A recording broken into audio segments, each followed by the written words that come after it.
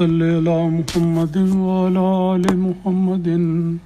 كما صليت على إبراهيم وعلى آل إبراهيم إنك حميد مجيد اللهم بارك على محمد وعلى آل محمد كما باركت على إبراهيم وعلى آل إبراهيم إنك حميد مجيد۔ آج سے ایک لمبی حدیث جس کا تعلق غزوہ تبوک سے ہے اس کے درس کا آغاز کیا جائے گا، اور انشاءاللہ آئندہ چند دنوں میں یہ درس اسی موضوع پر جاری رہے گا۔ رسول پاک صلی اللہ علیہ وسلم کی حیات طیبہ میں ماہ رجب 9 ہجری میں، جو دوسرے کیلنڈر کے لحاظ سے ستمبر سن 630 بنتا ہے، یہ غزوہ پیش آیا۔ تاریخی لحاظ سے یہ غزوہ کئی پہلوؤں سے بہت اہمیت رکھتا ہے،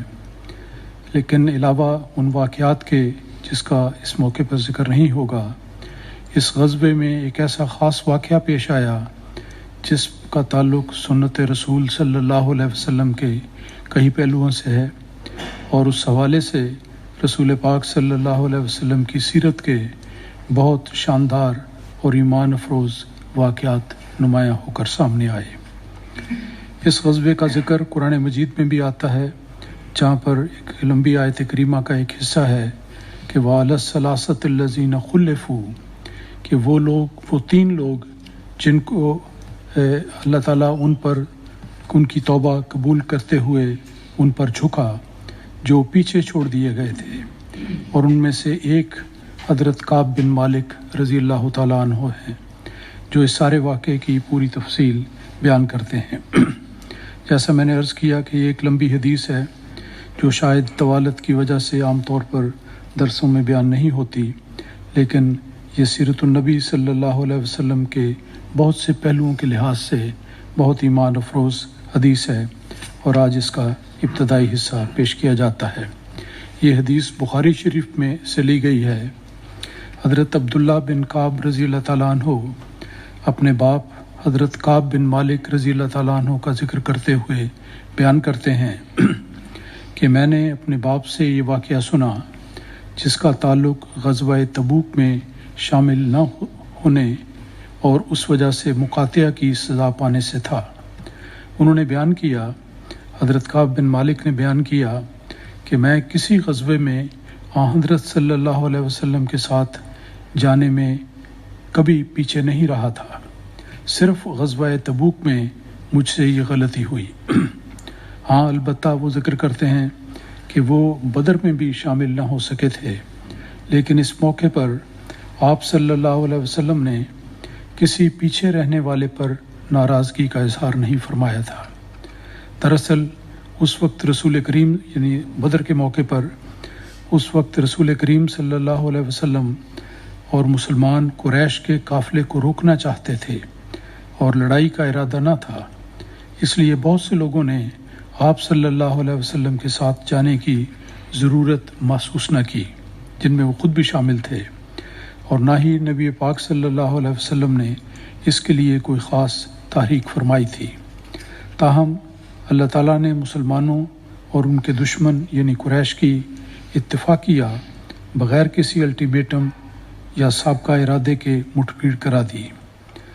لیکن وہ ذکر کرتے ہیں کہ میں لیلۃ العقبہ کی بیعت میں شامل تھا،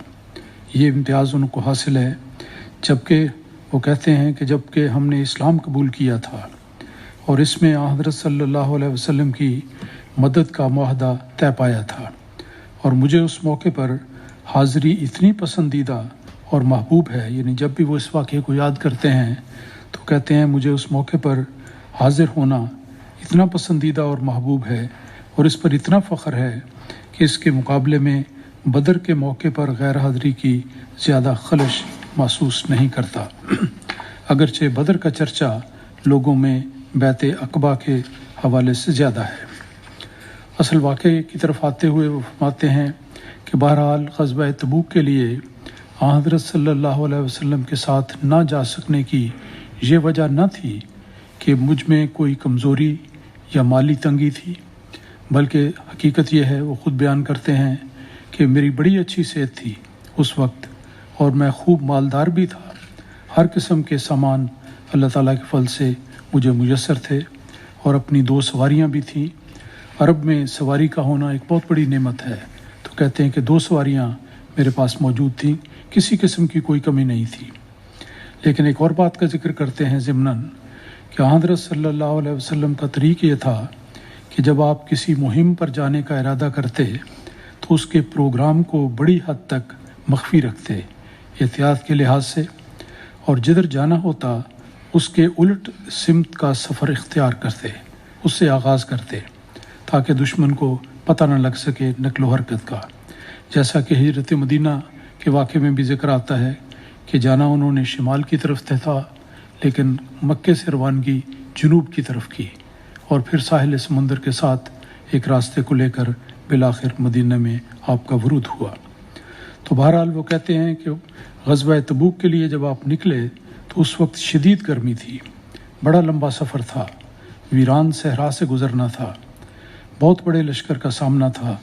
اس لیے مسلمانوں پر رسول پاک صلی اللہ علیہ وسلم نے اس صورتحال کی نزاکت اور اہمیت اچھی طرح واضح کر دی تھی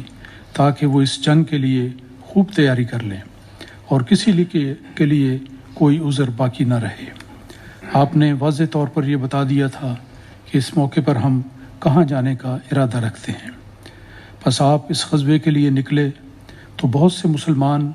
جن کی فہرست کسی رجسٹر میں درج نہ تھی آپ کے ساتھ ہو گئے۔